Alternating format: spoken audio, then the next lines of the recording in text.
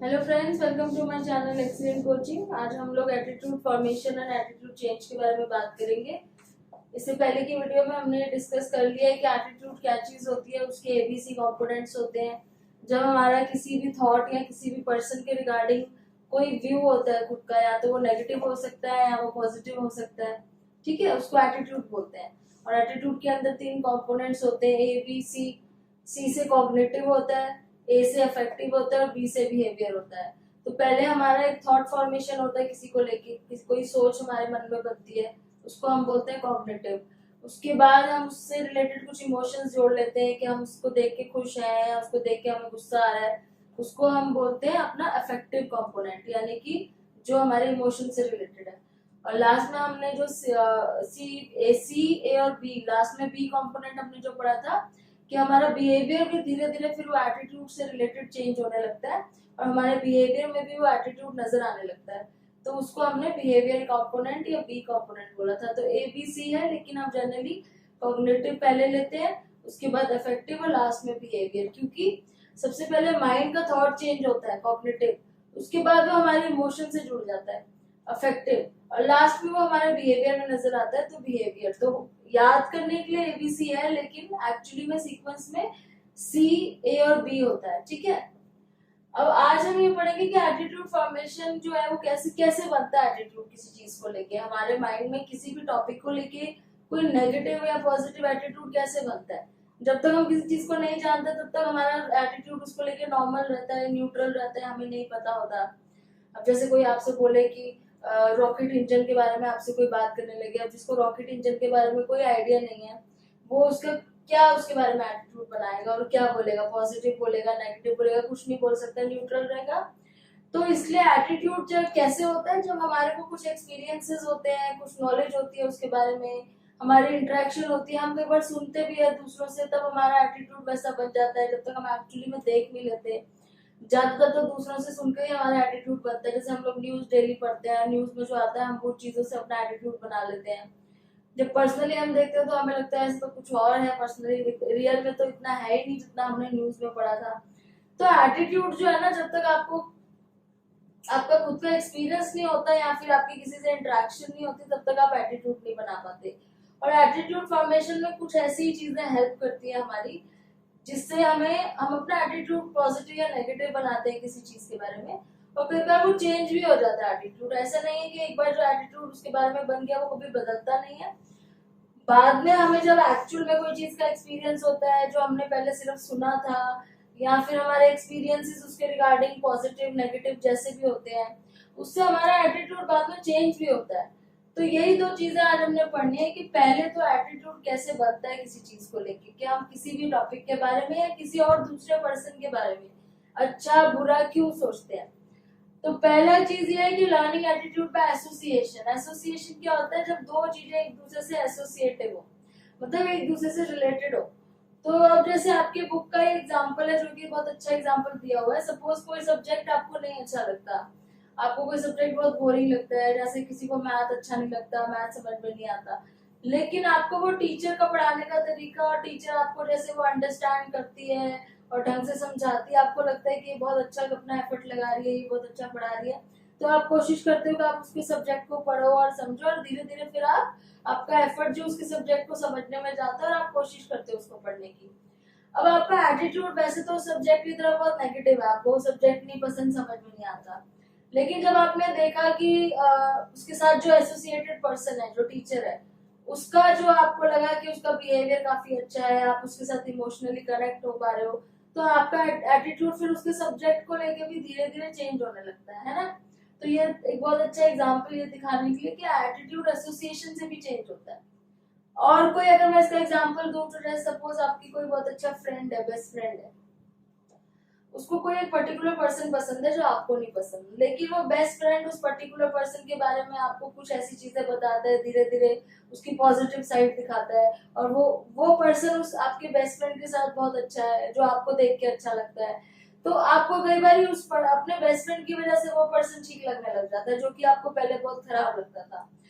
तो जनरली ये कहने का मतलब है कि अगर आपका एटीट्यूड किसी के सामने किसी के लिए चेंज होता है, तो वो इससे भी हो सकता है कि उसके साथ दूसरा एसोसिएटेड जो पर्सन है वो उसके साथ आपका एसोसिएशन या फिर आपकी जो है वो कनेक्शन अच्छा है, ठीक है।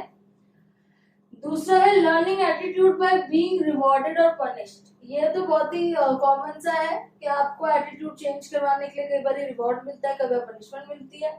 जैसे एडोलेसेंट का एटीट्यूड होता है कि वो ज्यादातर नहीं रिस्पेक्ट करते अपने एल्डर्स की, या फिर वो ट्रेडिशनली वो सब चीजें फॉलो नहीं करते, जैसे कि पैर छूना हो गया, नमस्ते करना हो गया, जी करके बात करना।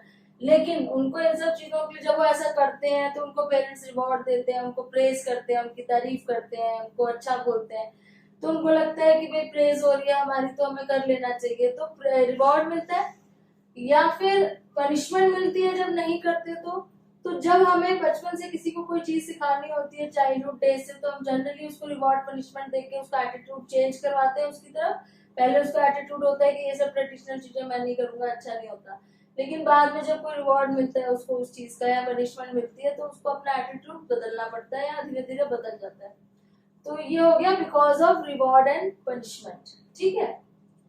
ये रिवॉर्ड एंड पनिशमेंट वाला एक और एग्जांपल है जो थोड़ा सा वैसे टेक्निकली राइट नहीं है, बट जैसे सपोज कुछ लोग होते हैं जो कहते हैं हम भगवान पे बिलीव नहीं करते, गॉड पे, लेकिन कई बार जैसे किसी के कहने पे वो कहीं मंदिर में गए और सडनली कुछ उनको रिवॉर्ड मिल जाए, उसका आगे उसकी कोई विश पूरी हो जाए, तो उनका एटीट्यूड गॉड के लिए हो सकता है उसके रिगार्डिंग चेंज हो जाए, क्योंकि उनको उस टाइम रिवॉर्ड मिल गया। जबकि ऐसे साइंटिफिकली कोई लॉजिक नहीं है कि वो वहां गए इसलिए उनकी विश पूरी हुई, लेकिन अगर बाई चांस ऐसा हो जाए तो कई बार उनका एटीट्यूड उसके लिए चेंज हो जाता है, ठीक है।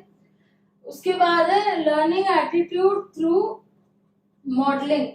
मॉडलिंग में क्या होता है, जैसे आप किसी को ऑब्जर्व करके, किसी को देख के, रोल मॉडल्स होते हैं जो किसी को देख के सीखते हो। अब इसमें आप देखते क्या हो कि जब कोई पर्टिकुलर बिहेवियर के लिए या पर्टिकुलर एटीट्यूड के लिए किसी और को पनिशमेंट मिल रही है और आप ऐसा करोगे तो आपको भी तो पनिशमेंट मिलेगी, तो आप वो सीख जाते हो कि आपको वैसा नहीं करना है, आपको अपना एटीट्यूड थोड़ा चेंज रखना है। जैसे सपोज क्लास में कई सारे बच्चे होते हैं, कईयों का एटीट्यूड होता है वो पढ़ने के लिए नहीं आते, दूसरों को डिस्टर्ब करने के लिए आते हैं। अब अगर उसको पनिशमेंट मिलती है तो दूसरे बच्चे कई बार उसको देख के ये सीख जाते हैं कि अगर हम भी ऐसा एटीट्यूड रखेंगे तो हमें भी पनिशमेंट मिलेगी। तो यहाँ पे क्या है, दूसरों का पनिशमेंट या दूसरों का रिवॉर्ड देख के। दूसरों का रिवॉर्ड कैसे, जैसे कुछ लोगों को, जब कुछ बच्चों को अच्छे नंबर लाने पे कुछ स्कॉलरशिप मिलती है या कुछ रिवॉर्ड मिलता है स्कूल में या कॉलेज में, तो बाकी बच्चे भी कोशिश करते हैं कि उनकी तरह करने की कोशिश करें, तो वो अपना एटीट्यूड फिर उस टाइम पढ़ाई को लेके थोड़ा चेंज करने की कोशिश करते हैं कि हमें भी ये रिवॉर्ड चाहिए, इस टाइप से। बहुत ही सिंपल चीज है, आपके डेली लाइफ में ये सब एक्सपीरियंस करते हो आप। उसके बाद लर्निंग एटीट्यूड थ्रू ग्रुप और कल्चरल नॉर्म्स।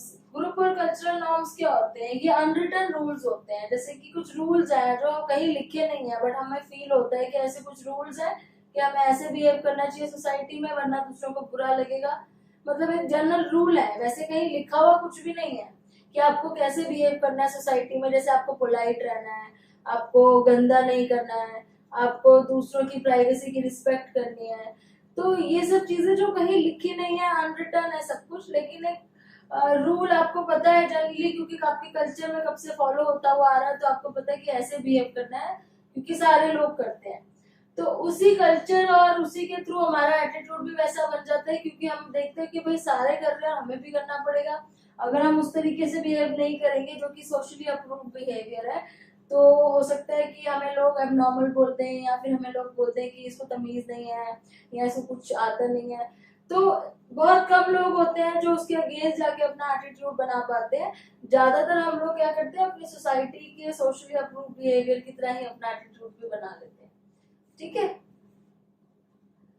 और अब इसमें एग्जांपल ये ले सकते हो कि जैसे समझ लो आपकी सोसाइटी में, कल्चर में ये एक वो कल्चर में ये चीज चल रही है कि भाई रात को 10 बजे के बाद नहीं भेजना है घर से, या 8 बजे के बाद लड़कियों को घर से बाहर नहीं भेजना है। अभी आपके कल्चर में ये चीज चली आ रही है, तो जो वहां पे जो गर्ल्स होंगी उस टाइम पे, जो लड़कियां होंगी, फिर वो भी उस चीज को चुपचाप मान लेंगी, एटीट्यूड वैसा ही बना लेंगी, क्योंकि उनको लग रहा है कि एक रूल है, कहीं लिखा नहीं है, बट उनको ये पता चल रहा है कि हमारे कल्चर का रूल है, इसको हम नहीं तोड़ सकते। और कुछ होते हैं जो उसके अगेंस्ट भी जाते हैं, अपना एटीट्यूड टोटली उसके अगेंस्ट ले जाते हैं, बट वो बहुत एक्सेप्शनली होता है, मतलब ज्यादातर लोग अप्रूव बिहेवियर में ही रहते हैं। उसके बाद है learning through exposure to information. अब एक्सपोजर टू इन्फॉर्मेशन कैसे होता है, हमें कैसे इतनी सारी इन्फॉर्मेशन से हम एक्सपोज होते हैं। हम तो एक ही जगह बैठे बैठे बहुत सारी इन्फॉर्मेशन को एक्सपोज होते हैं, हमें कितनी चीजें सुनने को मिल जाती हैं। उसके पीछे तो मीडिया ही है सारा रीजन। आप चाहे इंटरनेट से पढ़ो, चाहे आप न्यूज़पेपर से पढ़ो, चाहे फोन से पढ़ो, कैसे भी करो, आपको जो इतनी सारी इन्फॉर्मेशन, इतनी सारी न्यूज मिलती है, कभी पॉलिटिकल टॉपिक पे, कभी किसी रिलीजियस टॉपिक पे, कभी नेचर से रिलेटेड, कभी साइंस से रिलेटेड, और सबके बारे में आपका कुछ ना कुछ एटीट्यूड होता है, स्पोर्ट्स से रिलेटेड। तो आपसे अगर कोई पूछे तो आप हर चीज के बारे में कुछ ना कुछ अपना पॉइंट ऑफ व्यू देते हो कि ये अच्छा है, ये खराब है, ये अच्छा है, खराब है। बट आपको घर बैठे बैठे इतनी सारी चीजों के बारे में एटीट्यूड फॉर्मेशन कैसे हो गया, जबकि आपका पर्सनल एक्सपीरियंस तो है नहीं उसके साथ। तो वो क्या है, वो सारा मीडिया का दिया हुआ एक्सपोजर है। तो जब इतना ज्यादा मीडिया एक्सपोजर देती है तो या तो वो पॉजिटिव एटीट्यूड क्रिएट कर देती है किसी के अंदर, या फिर नेगेटिव।